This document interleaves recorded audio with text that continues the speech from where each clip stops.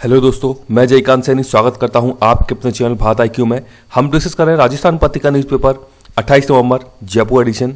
तो बने रहिए इस वीडियो में अंत तक। There is lot to know and lot to discuss. तो आइए शुरू करते हैं आज का डिस्कशन। पेज नंबर में बात की जा रही है। ये क्या है कि अभी संसद में जो एक स्थायी समिति होती है उसने अपनी रिपोर्ट कोविड-19 को लेकर के प्रस्तुत की है। तो बताया गया है क्या खामियां रही हैं गवर्नमेंट की, किस प्रकार से मॉनिटरिंग में कमी रही, कहां पे जांचों की कमी रही, जिसके कारण भारत में बहुत ज्यादा स्तर पर कोरोना फैल गया। तो ये जो समिति है, इस समिति की जो अध्यक्ष इनका नाम है राम गोपाल यादव। ये एक स्टैंडिंग समिति है, स्टैंडिंग कमिटी इसको बोलते हैं, स्थायी समिति है। इसका जो कार्यकाल होता है वो 1 वर्ष का होता है। इसके अलावा एक एडॉक समिति भी होती है जो कि अस्थायी नेचर की होती है, जो कि किसी स्पेशल मुद्दों को लेकर बनाई जाती हैं, कई बार बनाई जाती हैं। हम नाम सुना होगा एडॉक कमिटीज का। तो यहाँ पे नाम आपको पता होना चाहिए। स्थायी समिति है ये जो बनाई गई है इसको लेकर के, तो इसके बारे में आपको आइडिया होना चाहिए कि इसके अध्यक्ष का नाम क्या है।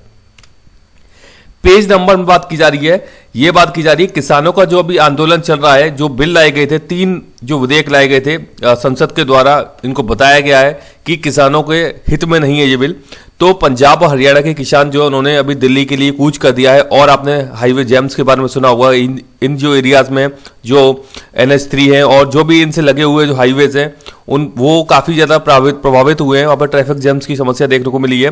तो यहां पर एक बात की गई है, दिल्ली चलो का नारा दिया गया है। ये जो अभी आंदोलन किया जा रहा है किसानों के द्वारा, तो मैं आपको बता दूं कि मॉडर्न हिस्ट्री जब आप पढ़ते हैं तो वहां पे सुभाष चंद्र बोस ने भी दिल्ली चलो का एक नारा दिया था। अब आप मेरे को कमेंट बॉक्स में ये बताइए किस वर्ष ये नारा दिया गया था सुभाष चंद्र बोस के द्वारा कि दिल्ली चलो ये नारा दिया गया है, किस वर्ष में दिया गया था? कमेंट बॉक्स में कमेंट करके बताइए। पेज नंबर में बात की जा रही है। यह बात की जा रही है कि नई शिक्षा नीति जो लाई गई है 2020 में भारत के अंदर, तो इसके तहत बताया गया है कि अभी इसमें वोकेशनल एजुकेशन को लेकर के काफी ज्यादा फोकस दिया गया था। तो वहां पे स्कूली जो बच्चे हैं 1 से लेकर 12वीं तक के, उनको 10 दिनों में, महीने के 10 दिन होते हैं, वहां पे बस्तों से यानी बैग से मुक्ति दी जाएगी और उनको वोकेशनल चीजें सिखाई जाएंगी स्कूल के अंदर। उनको अपना बैग नहीं लाना होगा। ये आप देख सकते हैं यहाँ पर कि इन्होंने जो बैग से उनका वेट भी डिसाइड किया हुआ है, पहली फर्स्ट कक्षा से लेके और 12वीं कक्षा तक के लिए कितना कितना वेट होना चाहिए। तो यहाँ पे महीने के अंदर 10 दिन में ऐसा अभी बैग से इनको फ्री किया जाएगा। ये लोग नहीं लेके आएंगे स्कूल के अंदर बैग, और उन 10 दिनों में उनको वोकेशनल चीजें सिखाई जाएंगी स्कूल्स के अंदर। तो ये नई शिक्षा नीति के तहत किया गया है और सभी राज्यों को भी ये नोटिस दिया जाएगा अभी कि इस प्रकार से आपको चीजें अपने यहाँ लागू करनी है। तो देखते हैं क्या होता है। तो वोकेशनल एजुकेशन काफी इंपॉर्टेंट पार्ट बनाया गया है नई शिक्षा नीति के तहत, तो उसके बारे में आपको आइडिया होना चाहिए। पेज नंबर 2 पे बात की जा रही है। ये बात की जा रही है इलेक्ट्रिक वाहन दौड़ेंगे अभी जयपुर से दिल्ली, ये जो रूट है, और आगरा जयपुर वाला रूट जो है, मतलब गोल्डन ट्रायंगल वाला जो पूरा का पूरा एरिया है, यहाँ पे इलेक्ट्रिक वाहनों को प्रमोट करने के लिए इलेक्ट्रिक चार्जर्स की, इलेक्ट्रिक जो पॉइंट्स होते हैं उनकी व्यवस्था की जाएगी।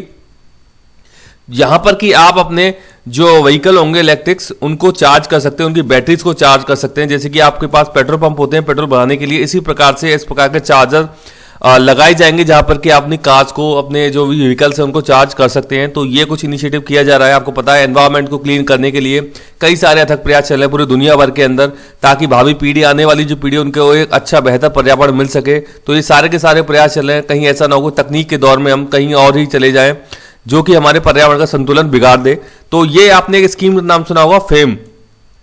बजट के अंदर भी इसका जिक्र किया गया था। इसका नाम है faster adoption and manufacturing of hybrid and electric vehicles in India. तो बहुत ही इंपॉर्टेंट स्कीम है। मतलब इलेक्ट्रिकल जो व्हीकल्स हैं उनको प्रमोट करने के लिए स्कीम लाई गई थी बजट में। इसके लिए इनकम टैक्स में भी लोगों को छूट दी गई है। GST भी इस पर बहुत ही कम रखा गया है ताकि लोग इलेक्ट्रिक वाहन को ज़्यादा अपनाएं, ज़्यादा यूज़ करें उसको, क्योंकि फॉसिल फ्यूल में मतलब गवर्नमेंट को कमी करनी है, कार्बन जो एमिशन होता है उसमें कमी करनी है। तो उसके लिए ज़रूरी है कि हम इलेक्ट्रिक जो भी व्हीकल्स हैं उनको ज़्यादा से ज़्यादा यूज़ करें। तो ये स्कीम के बारे में आपको आइडिया होना चाहिए।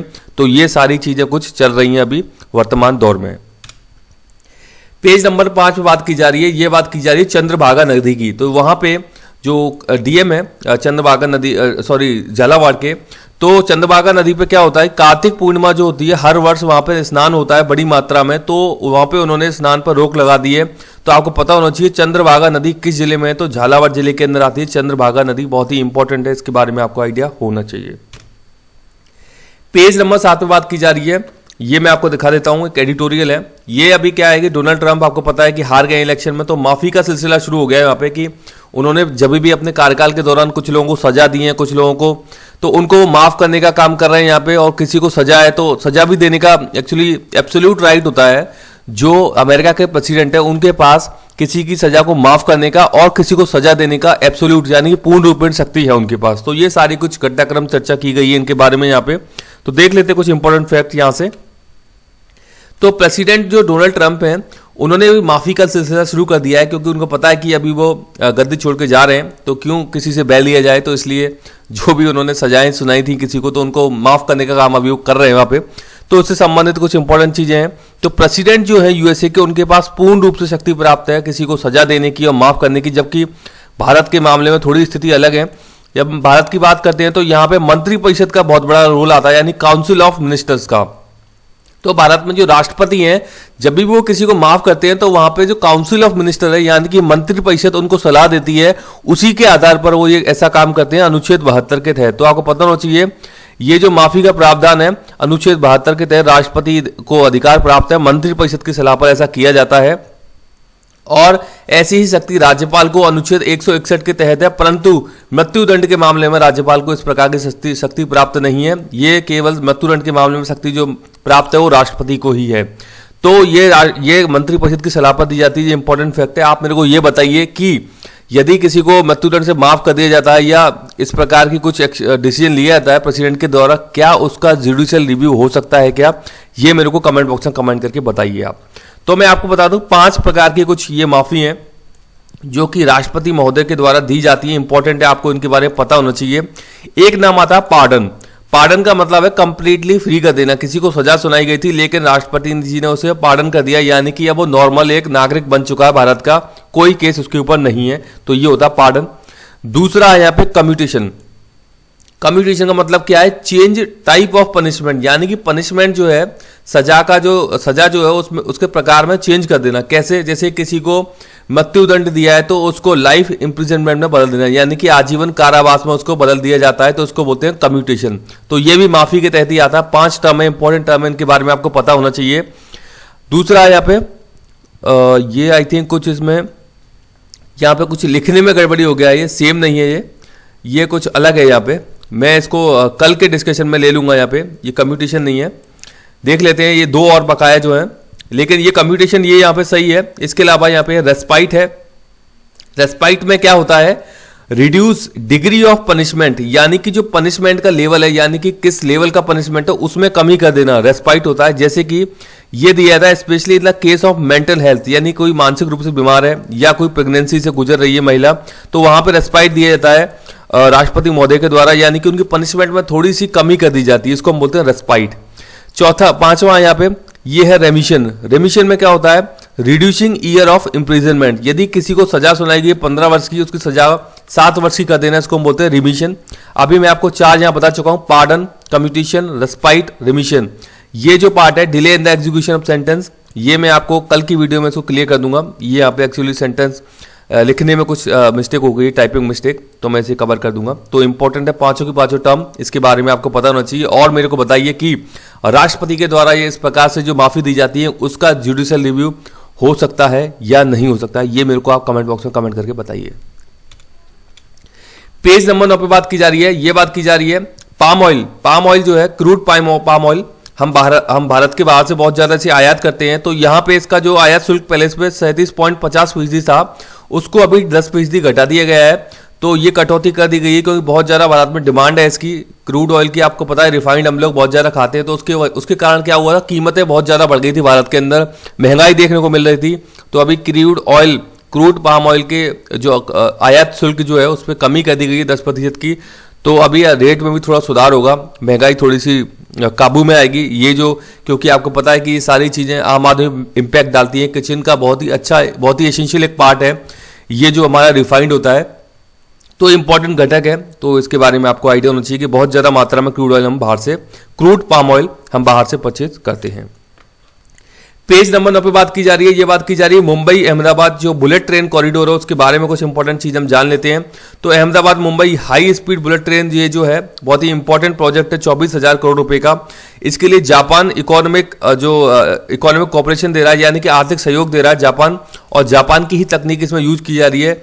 शिंकानसेन हाई स्पीड टेक्नोलॉजी है जापान की, इसका इसमें यूज किया जा रहा है। ये जो हाई स्पीड बुलेट ट्रेन चलाई जा रही है, ये जो ट्रेन है इस पर स्वामित्व तो भारतीय रेलवे का ही रहेगा, यानी कि इंडियन रेलवे का ही कहलाएगा ये।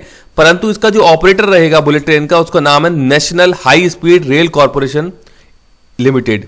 तो ये जो मतलब इसका ऑपरेशन करने का काम जो करेगा वो national high speed rail corporation limited करेगा। तो इसके बारे में आपको आइडिया होना चाहिए। इसका स्वामित्व तो भारतीय रेल के पास ही रहेगा। तो ये कुछ इंपॉर्टेंट चीजें इनके बारे में आपको बेसिक आइडिया होना चाहिए। पेज नंबर 10 से बात कर लेते हैं।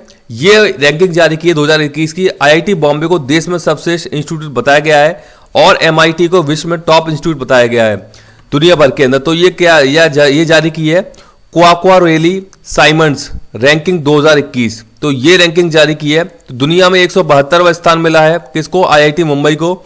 दुनिया के जितने भी इंस्टीट्यूट हैं उसमें 172वां स्थान, यानी कि 100 नंबर में भी कहीं पर भी नहीं है, यानी कि 100 नंबर में भी भारत का नंबर नहीं है। 172वां नंबर है आईआईटी मुंबई का। लेकिन यदि भारत के संबंध में बात की जाए तो भारत में सर्वश्रेष्ठ स्थान आईआईटी मुंबई का है, जबकि दुनिया में टॉप स्थान पर अमेरिका का एमआईटी इंस्टीट्यूट है। तो ये इंपॉर्टेंट चीजें आपको इसके बारे में आइडिया होना चाहिए। पेज नंबर 10 से बात की जा रही है। ये बात की जा रही है यमन में हुती बैरकों पर किए हमले। तो यमन में ईरान समर्थित हुती लोग हैं जिन पर कि हमला किया गया है। आपको पता होना चाहिए यमन के अंदर ईरान जो है कि ईरान को सपोर्ट करता है हुती लोगों को, और वहां पे जो सऊदी अरेबिया है वो इसके अगेंस्ट में रहता है, क्योंकि सऊदी अरेबिया और ईरान की बनती नहीं है। आपको पता होगा इसके बारे में भी काफी ज्यादा टसल रहती है। तो यमन की राजधानी का नाम सना है, इसके बारे में आइडिया होना चाहिए। अब इसका लोकेशन देख लेते हैं। ये आप देख सकते हैं सऊदी अरेबिया है, ये यमन है यहाँ पर, ये ओमान है यहाँ पर, गल्फ ऑफ अदन है यहाँ पे इसके साउथ में यमन के, और ये है अरेबियन सी, और यहाँ पे ईरान हो जाता है जो कि सऊदी अरेबिया ईरान के बीच में नहीं बनती है। यहाँ पे हुतई जो कम्युनिटी है, तो ये जो लोग हैं ये एक्चुअली सऊदी अरब और हुतई के बीच में यहाँ पे कुछ ना कुछ विद्रोह चलता रहता है इनके बीच में। तो ये काफ़ी ज़्यादा घटनाएं चलती रहती हैं, इसके बारे में आपको आइडिया होना चाहिए। तो ये भी चीज़ें आपको पता होना चाहिए लोकेशन का कि रेड सी यहाँ पर है इसका। अच्छा, मेरे को ये बताइए गल्फ ऑफ अदन और रेड सी को जोड़ने वाली कौन सी जल संधि है? उस जल संधि का क्या नाम है? कमेंट बॉक्स में कमेंट करके जल्दी से बताइए। आप देख लेते हैं one word section English grammar का जो है हमारा। तो पहला वर्ड है यहाँ पे आर्किपेलागो। आर्किपेलागो बहुत ही इंपॉर्टेंट वर्ड है, पूछा गया कई बार। इसका मतलब क्या है? A group of small islands और an area of sea in which there are many small islands, यानी कि इसका हिंदी में अर्थ है द्वीप समूह, यानी कि कई सारे छोटे छोटे द्वीपों से मिलकर के जो समूह बनता है उसको हम बोलते हैं आर्किपेलागो। यानी कि एक द्वीप नहीं, कई सारे द्वीपों का जो समूह है, जैसे कि लक्षद्वीप एक आर्किपेलागो है, यानी कई सारे द्वीपों से बना हुआ है, उसको हम बोलते हैं आर्किपेलागो। दूसरा है एथीस्ट। इसका मतलब है one who does not believe in existence of God, यानी कि नास्तिक। बहुत ही पॉपुलर टर्म है नास्तिक, कई बार सुना भी होगा आप, तो इसको इंग्लिश में बोलते हैं एथीस्ट। तीसरा है बाई एनुअल।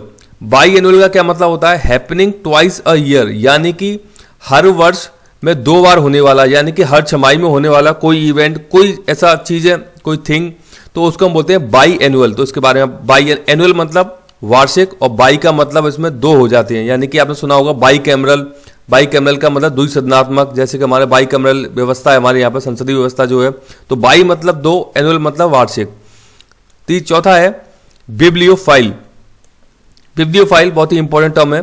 इसका मतलब है one who is a great lover of books, जिसको बुक को पढ़ना बहुत ही अच्छा लगता है, तो उसको हम बोलते हैं पुस्तक प्रेमी, यानी कि बिब्लियोफाइल। इंग्लिश टर्म है इसकी बिब्लियोफाइल। पांचवा है बाई सेंटेनरी। बाई मैंने आपको बताया था दो यानी कि 2, यानी कि हाफ, इसका मतलब होता है बाई, आप याद रखिएगा। तो इसका मतलब है द डे और year which is 200 years after a particular event specially an important one, यानी कि कोई ऐसा दिन, ऐसा ईयर जो कि 200 वर्षों में एक बार आता है, तो उसके लिए टर्म है बाई सेंटेनरी, यानी कि द्विशती, यानी कि 2 वर्षों वाला कोई चीज है, तो उसको हम बोलते हैं बाई सेंटेनरी। द डे और ईयर, जो कि 200 वर्षों में कोई चीज, ऐसा इवेंट, कोई ईयर, कोई दिन आता है, उसको हम बोलते हैं बाई सेंटेनरी। तो मुझे आशा है कि ये सेक्शन आपको अच्छा लगा होगा, और यदि वीडियो आपको अच्छी लगी है तो ज़्यादा से ज़्यादा लाइक करें, शेयर करें, सब्सक्राइब करें, ताकि और भी लोग इस प्रकार की वीडियो का फायदा उठा सकें। और आप मुझे अपने सुझाव कमेंट बॉक्स में भेज सकते हैं या मुझे ईमेल भी कर सकते हैं। इसी के साथ धन्यवाद, मिलते हैं अगली वीडियो में।